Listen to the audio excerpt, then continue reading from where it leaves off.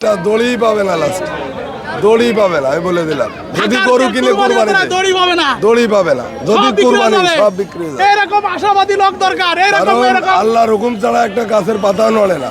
এই গরুগুলো আল্লাহ পাক আনা হয়েছে, সেই পার করে ইনশাল্লাহ। এটাই ইনশাআল্লাহ ইনশাআল্লাহ। ক্রেতাই নাই, বড় গরুর খেতে আল্লাহ পাঠাবে, আল্লাহ তো অবশ্যই পাঠাবে। হ্যাঁ, তো সেই তাদের জন্য আনা হয়েছে, ক্রেতাও দাম পাঠাবে। সঠিক ন্যায্য দাম পারবে কতটুকু আশাবাদী? এখন গরুওয়ালাদের তো মন ভরে না, এরা যা বেচতে পারে তাই লস হয়ে যায়। এই কথা আপনি বলতেছেন? আমি বলছি জি, আমি তো একটা গরু 60 লাখ চাইছি, চাই কি হয়েছে লাস্টে বেচতে হয়েছে 6 লাখ। আচ্ছা, তো এই জন্য আশায় তো কেউ কম থাকে না, সবাই।